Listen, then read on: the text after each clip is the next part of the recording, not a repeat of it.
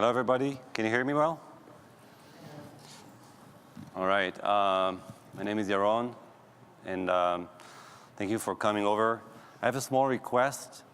Everybody there on the lines, if I may, please come over here. There's a lot of space here on the tables. You feel more engaged, and maybe we'll have a more interactive session. So everybody there from the lines, come over here. Thank you. All right. First of all, Zvi was supposed to be doing the presentation with me. He's not able to attend this event. Everything is okay, but just not able to come over here. So I'm taking over for this session. And we're going to talk about manufacturing, digitalization of the manufacturing, future of manufacturing, manufacturing engineering, and that's our world.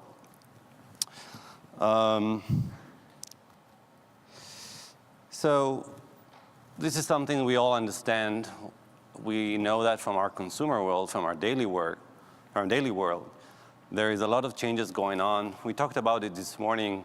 Tony was talking about it. Josh was talking about it.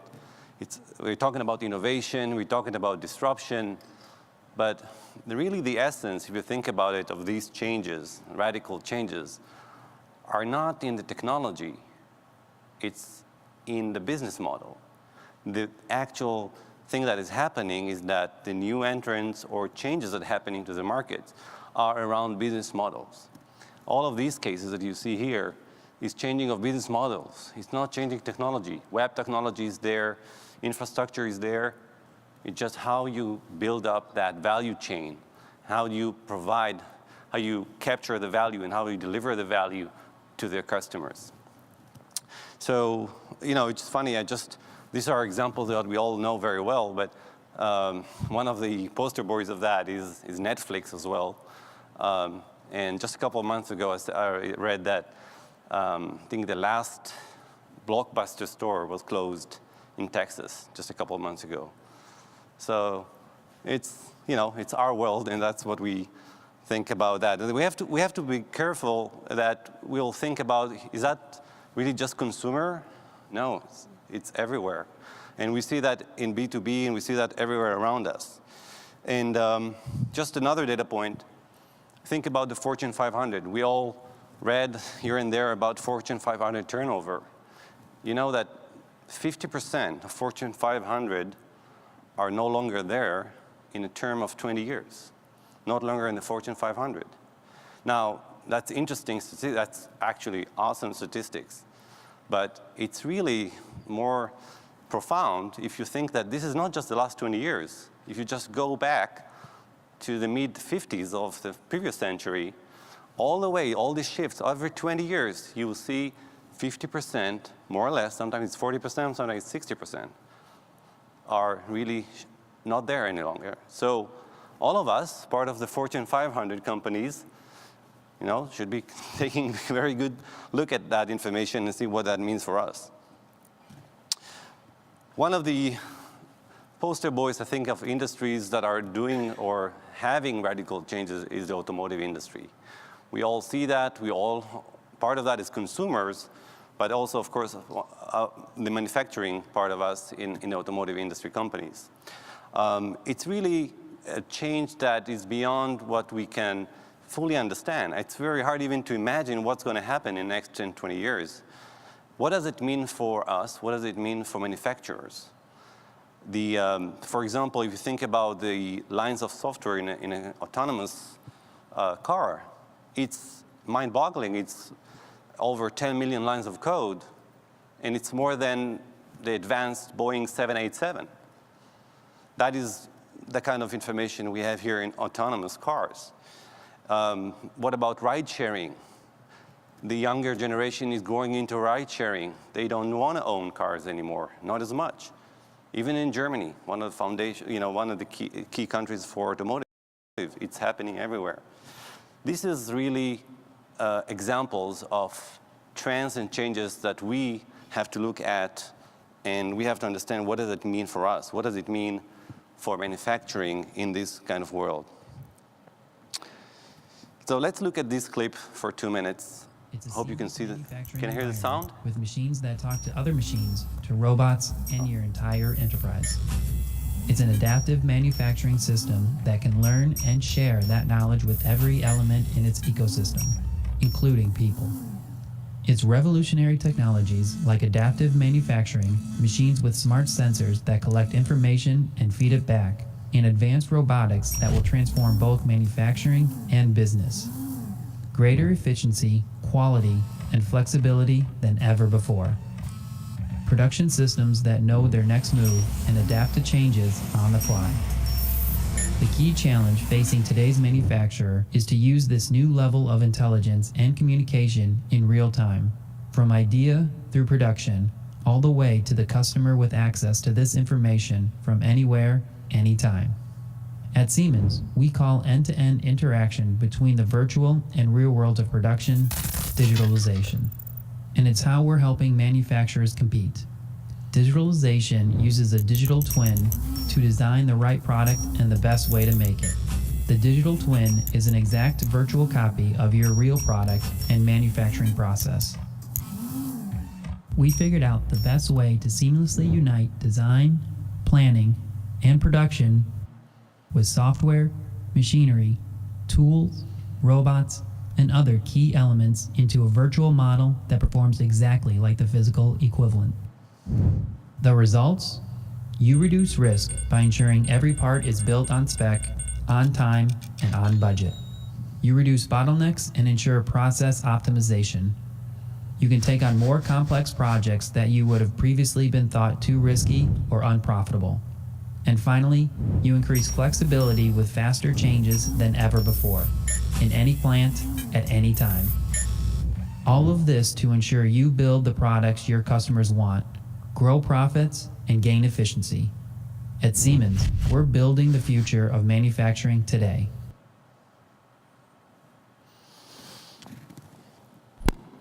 Sorry for that, audio is a bit muffled here.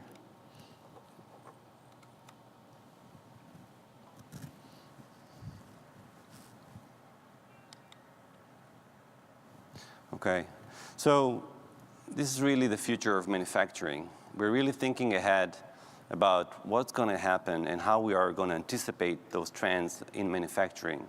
How we're going to be able to work with engineering, product engineering together about serving the most advanced products to serve the most advanced users as well, of course, as they are progressing as well as their needs.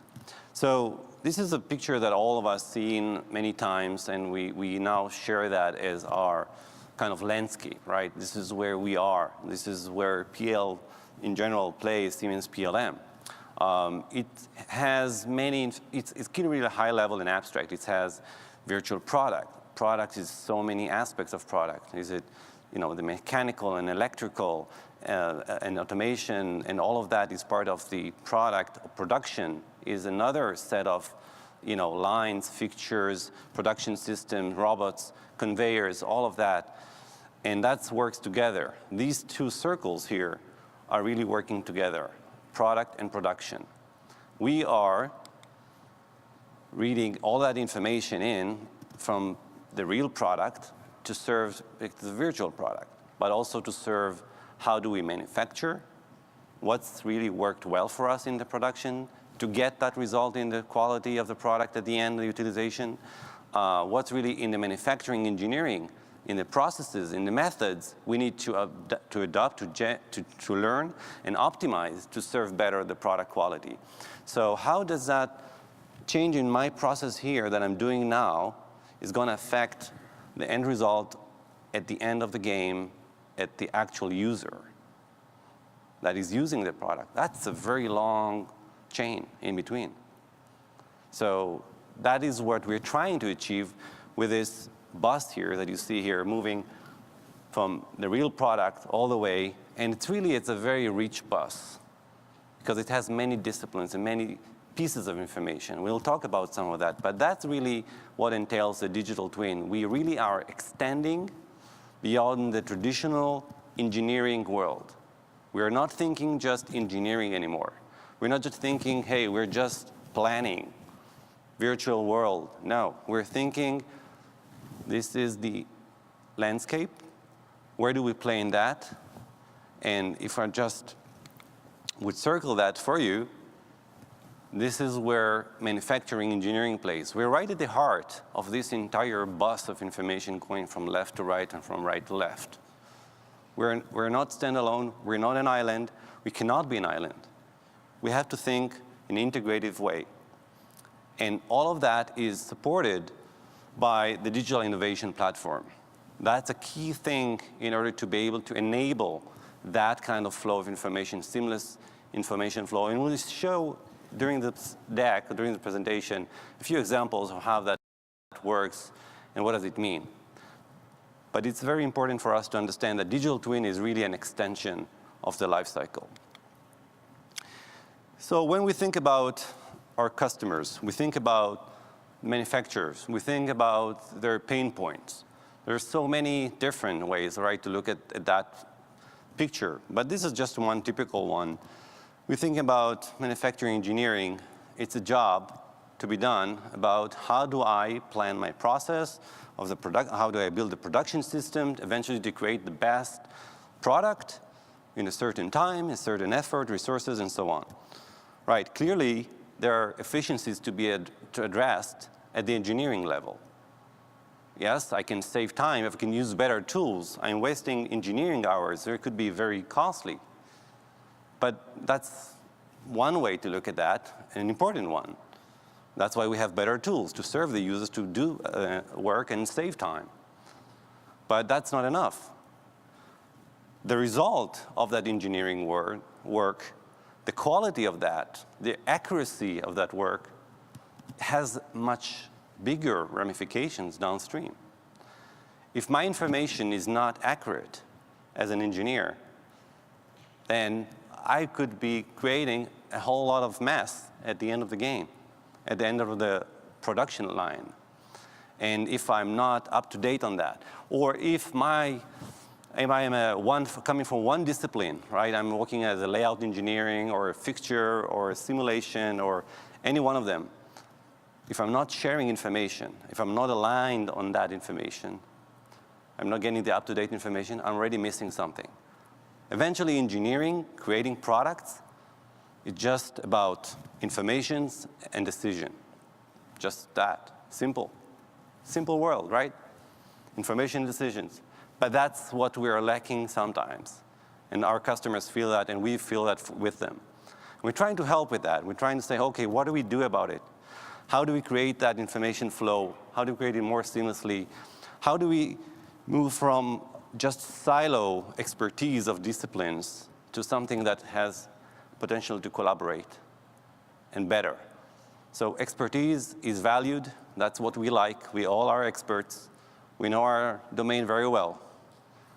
But sometimes it's not enough, definitely in the competitive world that we're looking at. So that is one view. The other one is to say, okay, beyond engineering, what about the production? So we are saying digital twin is extending towards production, toward the actual production, the manufacturing at the line. What happens there? What about the production operation? That's a huge operation, huge cost. It's a mission critical one. Sometimes it's more, much higher cost than anything else you're doing in the company. And the idea is to allow that information to serve production operations and engineers to meet. That's the whole idea. If we can create that information flow and information from engineering flow seamlessly to production operation, and production operation could use tools that are being used by engineers as well. Engineers could use that actual information from production, and we'll see some examples of that. That is really the crux of what digital twin for manufacturing could be, or is and could be. All right, so we talked about problems. Let's talk about solutions. So we have a very broad and rich set of portfolio. I assume that most of you know our portfolio, but anyway, in any case, this is really broad and more than I could ever cover in a session. And that's not my intention. I'm just trying, there will be many sessions, and there are many sessions already starting this morning, in the next 2 days as well. different directions from early design and all the way to the production, from single part manufacturing to a whole line and assembly and whole line and whole plant simulation, from covering material flow in the line and outside of the line. These are all solutions that we have and we have in our offering. And with that context, we are really excited to broaden our portfolio with Mentor on board.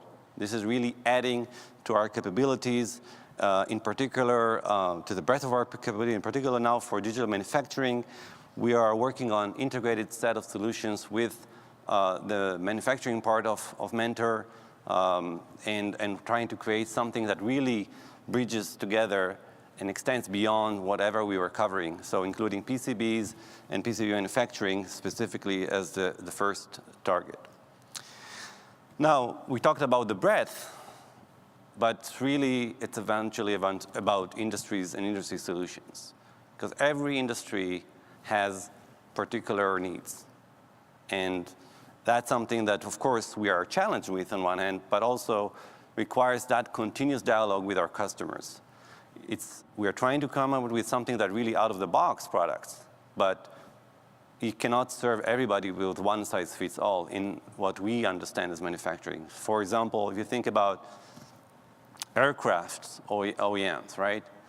Of course, there are aircraft suppliers. The whole aircraft industry has to serve specific certifications and audits, and quality, requirements are sometimes specific to that industry, right? So this is very important to us to understand that we are really expanding across different industries, low volume, high volume, engineer to order or make to stock. These are all major differences in characteristics of the industries that we are trying to serve. And now with Mentor on board, we're also enhancing that and adding more and more focus on industries like mechatronic devices, high-tech OEMs. These are really the industries that we are focusing on now to extend. And our goal eventually is to provide solutions to our customers.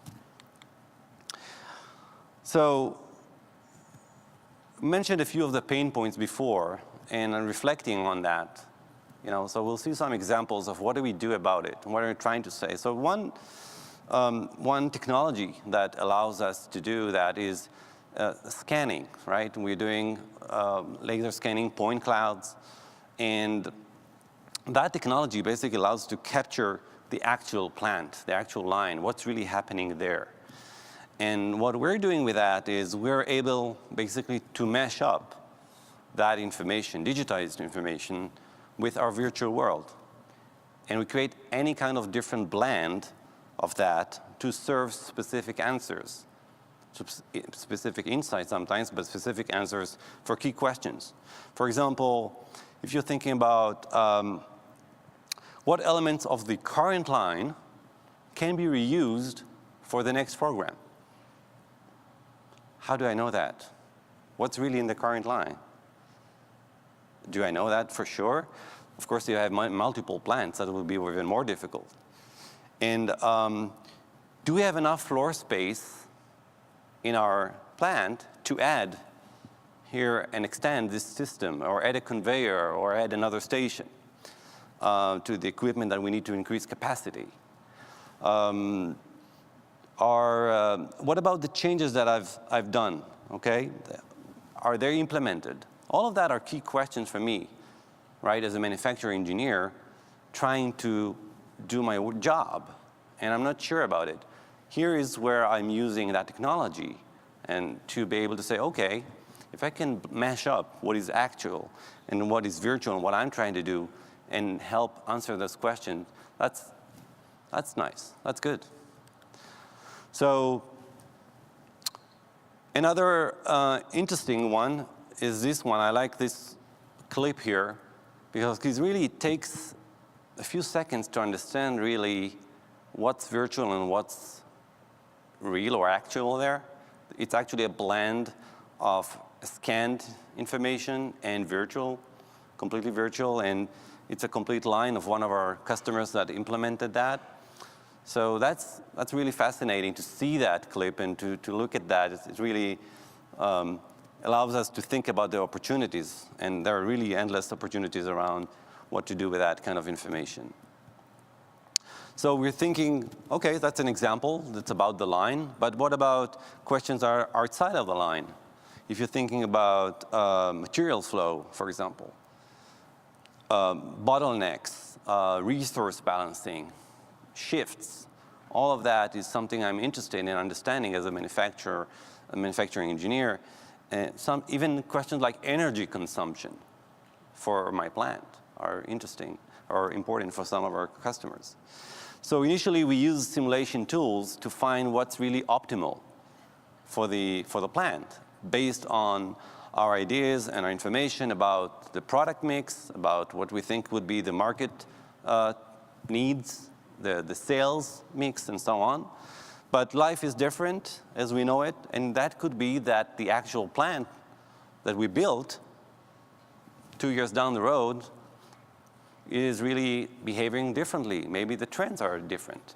Maybe we have another need for optimization that we didn't explore. The whole idea is to create that sync here, is to say, okay, if we could actually look at the product line here, a physical one, and be able to read that information back to the virtual model, and at any point in time I have a virtual model that imitates the actual line, I can now play with that virtual model and ask myself a lot of questions. I can understand what's my throughput, my cycle time, and so on, of course.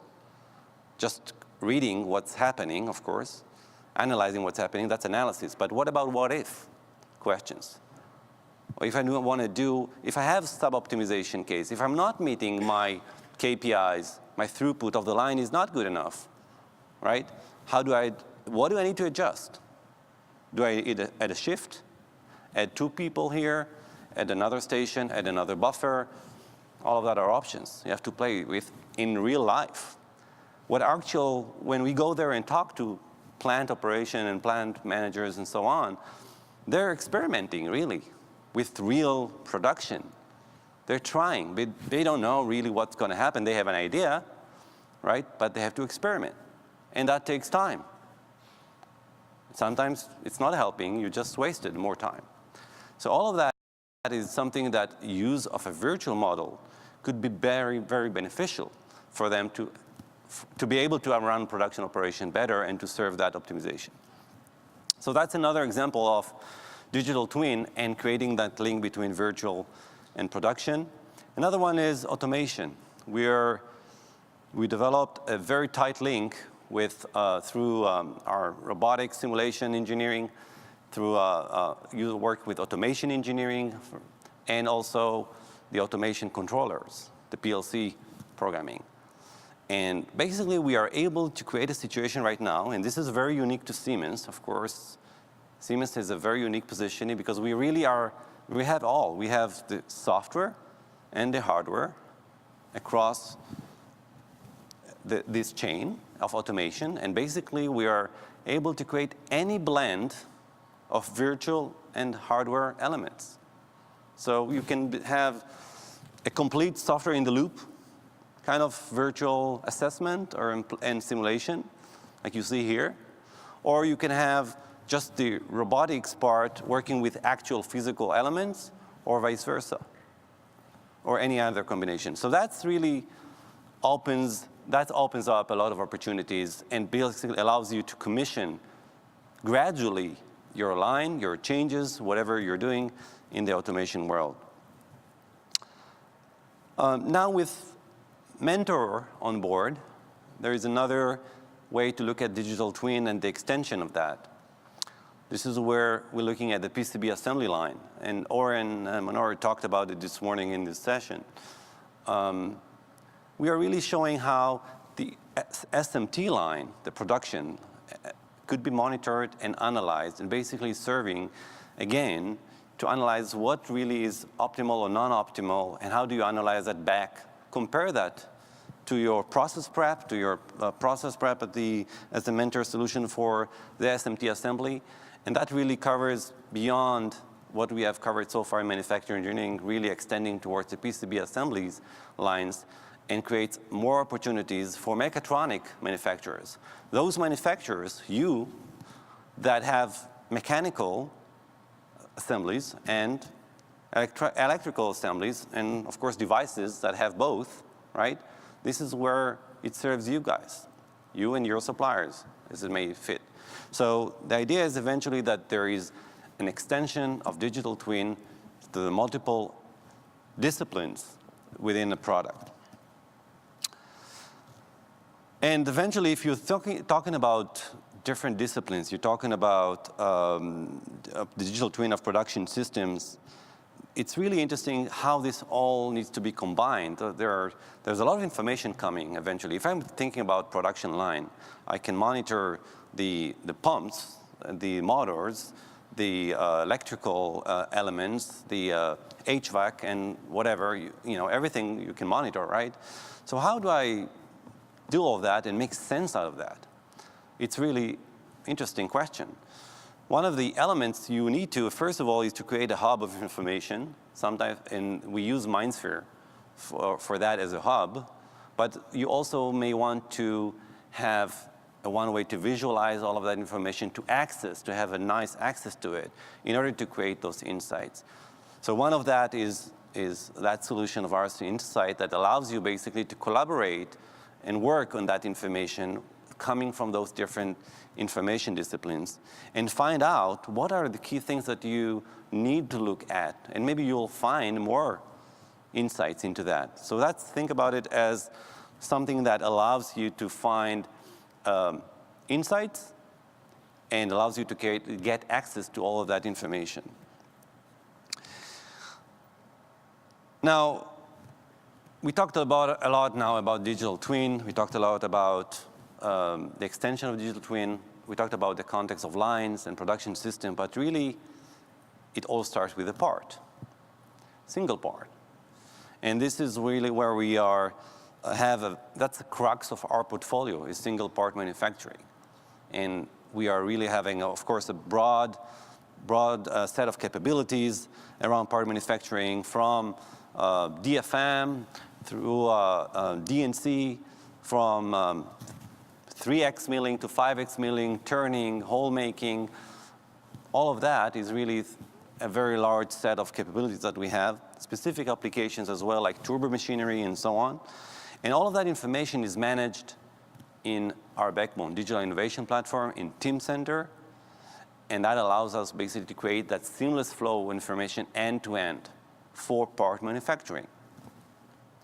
And part manufacturing really is evolving as well, because we know that we talked about additive a lot. Additive really requires rethinking what is a part. Okay, I know what's the product, but what is the part? So that is really what the essence of additive starts with, rethinking a part. Because basically you can now change the assembly. If you have a different way to create the parts, maybe you have two parts together that now could be created as one or more. The reconstruction, the reconsideration of that breakdown of the product is really key for additive. And we are looking at that across our Siemens division. Siemens units are really taking on industrialization of additive manufacturing. We are exploring that in the multiple units that we have across Siemens.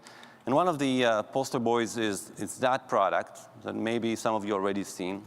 But it's important to highlight, what really makes that different. The results are very impressive here. We're talking about products that are being produced in less time, better quality, less weight, all of that, and with a more durability and easier to maintain.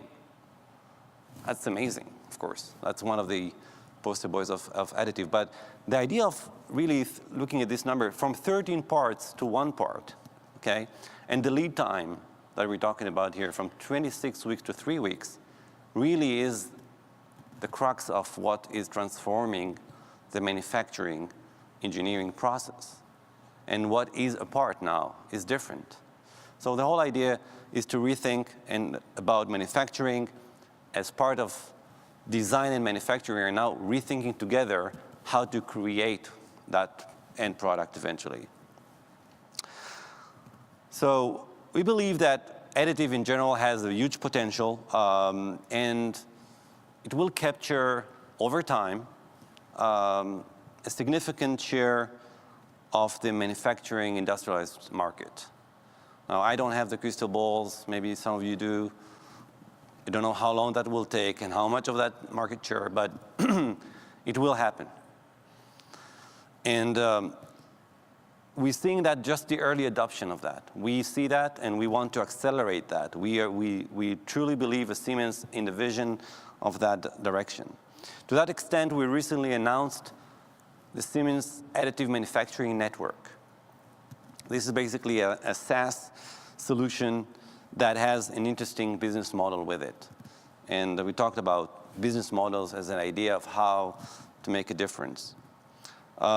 We believe that we want stakeholders around the industrialized additive manufacturing world to connect together. We want material vendors, additive machine technology vendors. We want buyers of additive manufacturing parts. We want suppliers and service bureaus to work together, simulation experts and so on, to work together to create an industry for additive manufacturing. And that's really the essence of Additive Manufacturing Network.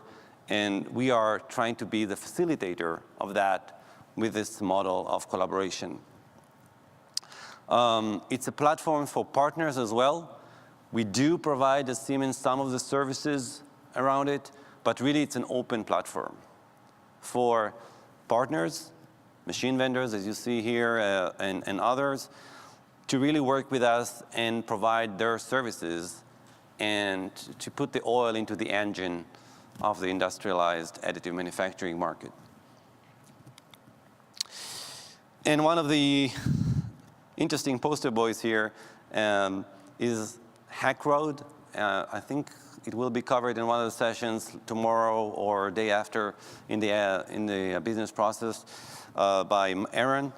It's really about the future. We really cannot even imagine what could happen in 10 to 20 years.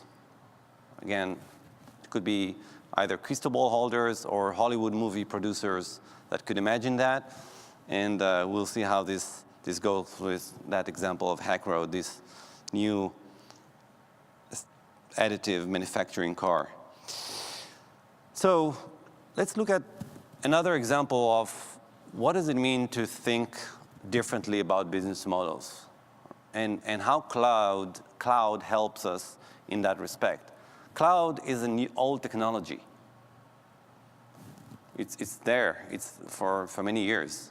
There is servers, networks, web. All of that is nothing new here. It's all about the business model. That's really what makes the change. So how does cloud change my traditional part manufacturing? I have a part, I have CAM software, I need to do, to create a toolpath, I want to simulate it, I have maybe a post-processor to run into the machine, and then I have to run the machine and see the results and so on and so forth. That's my traditional process, okay? If I put all of that software running as is on the cloud, is that going to change anything? Yeah, it might be for the IT people. Yes, there is value to it. Okay, is that enough? For me, as a manufacturing engineer, not the IT, right? So that's an interesting question. And we asked that question and we thought about it and we came up with some answers to that and ideas. And one of them is, it's a Posthub. It's basically, the idea is that you're taking the post-processing really is a very fragmented world. There is different machine vendors, of course, the big ones, DMG, index, I don't want to mention all of them. And there are there are hundreds of machine types for each vendor. And each one of them has their specific peculiarities that requires specific post-processors. So that's a very fragmented world. So what do we offer here? So you built your own knowledge about how to create your processors. There are service providers that just specialize on that. But that island, that silo of knowledge, and for you, is maybe you're sub-optimizing. Maybe you're not as good as you could be running that machine. So how about acquiring access to the broad knowledge of the global post-processors of the world, or the global expertise around post-processing in the world? And that's what the Posthub is about, is just creating a model that allows you to access, to acquire, and to get in contact with other experts around post-processing. So you take your part, you load it up, you run it, load it up, and you are looking for your specific machine. And then once it's in the cloud, it actually looks for a matching post-processor in the knowledge, in the growing knowledge base that we have. Then it runs the post-processing right there in the server. You don't have to install anything. You don't have to do anything. It just runs for you. And eventually, if that post looks good to you, just have contact there. And you're able to access that expert or that provider. So that's a matchmaking kind of a knowledge sharing kind of model that really opens up from a silo expertise, fragmented world, into a whole different model of sharing and accessing knowledge beyond what you can achieve today. And that's the basis there. And there are more details on tomorrow's session. Manish is going to talk about it tomorrow, I think, at 4 p.m. So if you're interested about that, there's more to it. Tries to go quickly because of time here. So now we talked about part. Now let's look about the next. Okay, so we're talking about how do we build the product, right? The assemblies. So there are different ways to do that. Some of them are manual. Some of that is robotics, using robotics. We're looking at not just in the line, but outside of the line. We're looking about our human operators at the line and their ergonomics. All of that is something that we care about. We're also trying to create eventually a plan for all of that to build that product. One of the things we are caring for is seamless information. So that's one example we see here is how that plan is really seamlessly going between the process planner and the simulation expert. They're looking at the same information, they're using the same studies, using the basis of the team center management. Sorry.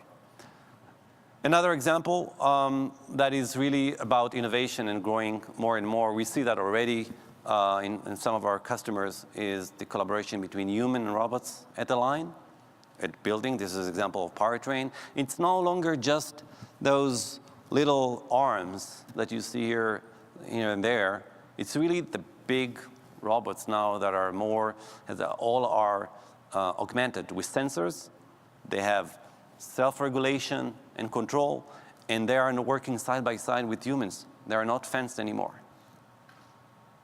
And that really changes the potential, of course. And for that creates a challenge, of course. How do you make that work? What do you care for?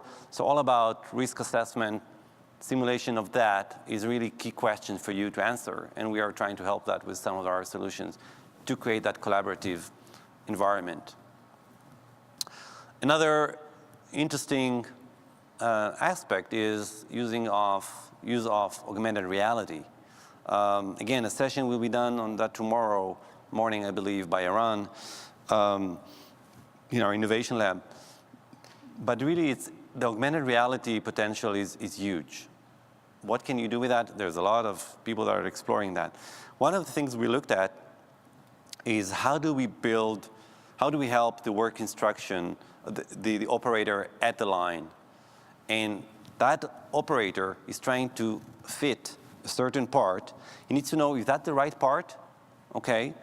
Now, where exactly do I fit that in the product or in sub-product that I have right now? There's many holes. There could be a very complicated product, right? It could be very symmetric as well, or at least for you as a human, it would be mind-boggling sometimes to find out where does it fit. So using augmented reality, having a device near you that watches over you in a way, you will be able to verify that this is the correct part. It will be validating that this is the correct part now for the next step, and that it fits in the right place, that you fitted that in the right place. These are key questions, and all of the customers that we asked about that know that this is a challenge for them. Humans are humans, and they will do errors. And sometimes those errors are very costly. So that was another example. Another one, quickly, is our virtual reality example. This is where we are using, people are putting on their goggles and getting into immersive mode, trying to understand how things look from a first-person view within a line, within a station, within that virtual world, and exploring that. That is the kind of thing, and also collaborating with others. It's not just you. I can have multiple of my peers, some of them in the other side of the ocean, working together on the same environment, on the same scene. And one of the key very interesting attributes of that is that you don't have to translate anything. It really working out of, in this case, out of process simulate model. That means that you don't have to translate, you don't have to do anything, you just run your process simulate as you build it and collaborate virtually with others on the same. And if you are doing any changes, it reflects automatically and it syncs automatically into the model. That's our example. I will skip that for the lack of time here. I'm trying to go to show some more stuff here. So this is an example of simulation that we're running on a cloud. Again, what's the cloud here? It's more about being able to have access to a very early stage of authoring your line. It could be part of your bid as a line builder. It could be something that you start with, but it's not really detailed, and you're sketching up your line. It's very easy, and it works out of the current models that we have today. This is all something that this is in beta, and it's just starting as part of the innovation. All of that is trying to show eventually how we're using technologies in order to solve key questions and key problems for our users. I want to kind of direct you to our Solution Center booth. There is a lot of demonstration there, interesting one that you should have a look. So find one of the breaks or lunch breaks or whatever, you find the time and go there. And I think it's one of the events in the evening are there. But look at these demos, spend some time, ask questions, and I'm sure that will help you to get more information about all of that. I want to leave you with just that. You know, this is I like this picture. I took that away from somewhere, but it's really the key takeaway, and it's innovation, right? The three things you have to remember: innovate, innovate, innovate. Because really, if we don't do that, we are going to be behind, all of us. Remember the Fortune 500, and remember that none of us is safe. None of us is safe. So we really are focusing on that. Hopefully, we'll get a as well drive to explore that. And we're here basically to help you explore any of the things that we just mentioned here, or anything you see in this conference. Please feel free to ask and understand. Okay, so maybe you didn't see exactly what you're looking for. Come forward. Come up with your problem, with your challenge. We want to learn from you. We'll learn with you sometimes. We are also exploring and learning. We don't have all the answers.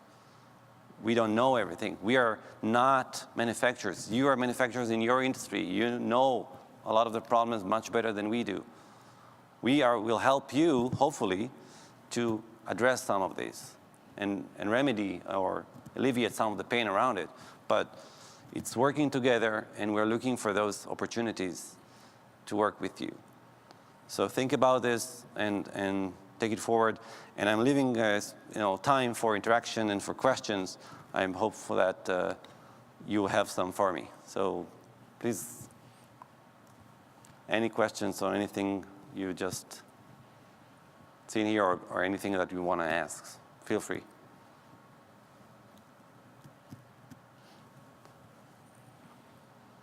Questions? Will the presentation be available to us at a later time? Yes, I will upload it to the site, of course. Yes.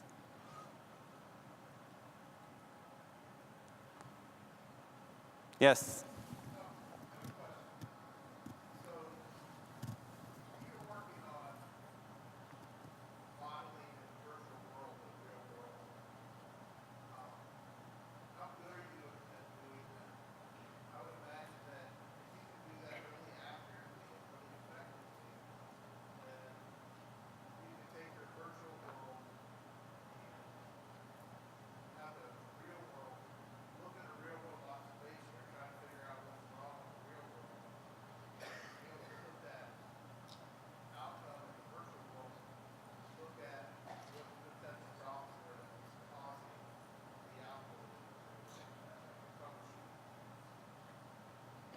Okay, so I think we gave a few examples. If I hear correctly, I repeat the question. Correct me if I'm not getting it right. Trying to assess how good are we in accurately capturing the real world and bringing that to the virtual world, right? Is that what you're asking? Okay. Yeah, it's a very good question, and thank you. So we did some examples here. We're looking at physical elements like scanning, right? It's simple, or not that simple, but it is something that we do. There's different devices. It's getting cheaper as well by the time to do that. There's drones that could go over and scan physical lines and give that information to you on a repeated, ongoing basis. And that is just in geometry. Another thing is sensors. Okay, what do you want to sense, of course, is important, but the ubiquity of sensors, really the growing proliferation of sensors, really helping us capture what's really behaving and how does that behave. With IoT is really becoming in a way, the standard for almost every other device. Now, if you think about the line and the process around it, so you want to see how much time does it take for you to create a cycle time. Let's look at the cycle time of a station, or let's do a cycle time of the line. So you want to be able to capture when a certain part or a sub-product gets into the station, when it gets out of the station, right? So this is something that you will use, for example, sensors to capture that, specific to the machine or station, and be able to read that and say, oh, I know this station 17 takes 5 seconds, could be sometimes more or less, but that is the kind of information you're capturing. That feeds back into our model, because we have a model of how long does a station operation takes, right? So station 17. And that model could be statistical, there is distribution around it, and so on, depends on products mix and so on, but we might be wrong with that model. Maybe the model is not accurate. So the real world could actually serve to update the model and run then the simulation on that cycle time to optimize and find out where are the bottlenecks and how do we optimize about it. So that's just examples. And we're working to extend that more and more. The whole idea is sensors, IoT devices, getting reads from the production line, serving that both with the actual resources, geometries, and physical locations. All of these together is eventually the sources that we are bringing back to our virtual model, and we're able to connect the dots and give you some key answers to the game examples that I gave before. Does that help? Okay. If you have more questions, please come forward later, and I'll be happy to have more dialogue about that. Okay? Yes?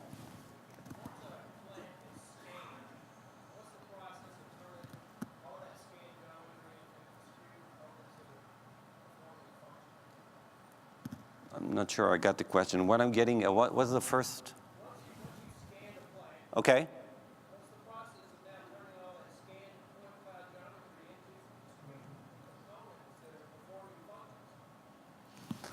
So what we're doing is we're using, of course, in this case, we're using third-party providers that are doing the digitization of that scanning.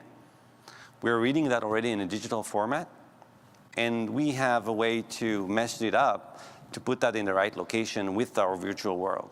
So we know how to align that information, the virtual and the physical world. The scanned physical is still a point cloud. It's not, if you're looking for semantical understanding or objects or anything around that specifically, there is work, technology around that is not yet mature, but it's growing, it's getting better, trying to identify, oh, I scanned here a conveyor, or I scanned here a robot, right? Because maybe you want to use that information as it is, or as an object form.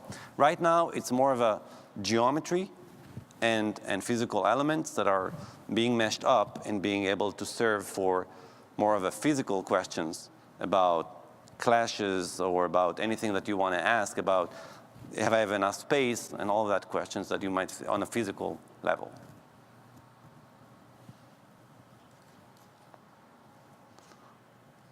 All right, any more questions? Yes? The scan data that we saw on the brownfield video and also on the line with the KUKA robots, what Siemens product was that being viewed in? I believe what I showed there is Process Simulate, and it allows you to read point cloud from one of our partners. From in this case, I think it was Bentley, if I remember. Yeah, yeah.